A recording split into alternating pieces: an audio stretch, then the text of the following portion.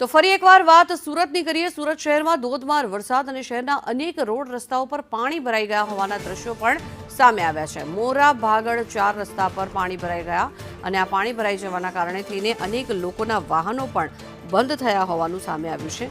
લોકો વાહન ચાલકોને અહીંયા ભારે હાલાકીનો સામનો કરવો પડી રહ્યો છે। મોરા ભાગળ વિસ્તાર છે આ કે જ્યાં 4 રસ્તા પર જાણે નદી વહેતી હોય તેવા દ્રશ્યો સર્જાયા છે। વધુ માહિતી મેળવીએ સંવાદદાતા મનીષ પરમાર આપણી સાથે જોડાયા છે। મનીષ, શું સ્થિતિ છે સુરતની જ્યારે વરસાદ વરસ્યો છે? જી બિલકુલ, વાત કરીએ તો સુરત શહેરમાં વહેલી સવારથી ગાજવીજ સાથે વરસાદ વરસી રહ્યો છે, ત્યારે સુરતના અનેક વિસ્તારોમાં પાણી ભરાવાની સમસ્યા છે તે યથાવત છે।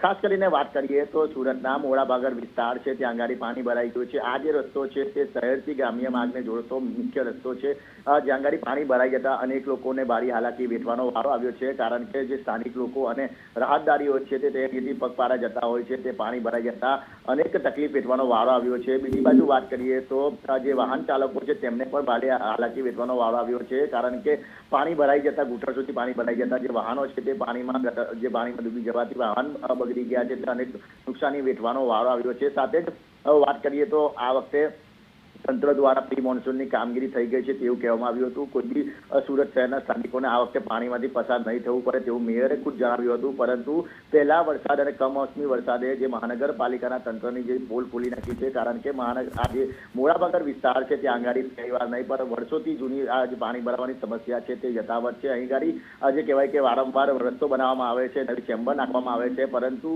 કોઈ નક્કર જે કહેવાય કે કામગીરી નથી કરવામાં આવતી, જેને લઈને આ વિસ્તારમાં અનેકવાર પાણી ભરાય સમસ્યા યથાવત છે। જોઈ શકાય છે કે કઈ રીતના આખો રસ્તો છે તે પાણીમાં ડૂબી ગયો છે। જે સુરત મહાનગરપાલિકાના તંત્ર દ્વારા વારંવાર દાવો કરવામાં આવે છે, લાખો રૂપિયા પગાર લેતા એન્જિનિયર મૂકવામાં આવે છે કે સુરત શહેરમાં પાણી ભરાવાની સમસ્યા છે તે નહીં થાય, પરંતુ વાસ્તવિકતા બિલકુલ અલગ જ છે। થોડાક જ વરસાદમાં આ જે મોડાભાગળ વિસ્તાર છે તે પાણી થઈ ગયું છે અને જે કહેવાય કે આ પાણી ભરાતા અનેક લોકોને ભારી હાલાકી વેઠવાનો વારો આવ્યો છે। એટલે સુરત શહેરમાં જે વરસાદ વરસ્યો રહ્યો છે અને તેમાં પણ ખાસ કરીને વાત કરીએ તો પાણી ભરાવાની સમસ્યા છે તે યથાવત છે। એટલે શહેરના મોડાભાગળના દ્રશ્યો છે સીધા જોઈ શકાય છે કે બસ હોય કે પછી કાર હોય કે પછી બાઇક હોય, આ તમામ વાહનો છે તે રસ્તો દેખાતો નથી, પરંતુ કહેવાય કે મહા મહેનતે જે આ રસ્તા પરથી જવા પર મજબૂર બન્યા છે અને આ જે લોકો છે તેને અકસ્માતનો ભય પણ સતાવી રહ્યો છે, કારણ કે રસ્તો છે તે નથી દેખાઈ રહ્યો અને રસ્તા પર પાણી દૂર સુધી દેખાઈ રહ્યું છે। જી આભાર મનીષ સમગ્ર માહિતી બદલ। તો આ દ્રશ્યો સુરત શહેરના દ્રશ્યો છે કે જ્યાં નદી વહેતી હોય તેવા રોડ રસ્તા ઉપર પાણી વહી રહ્યા છે ને જેના કારણે રાહદારીઓને આ ગંદા પાણીમાંથી પસાર થવું પડે તેવી સ્થિતિ સર્જાઈ છે।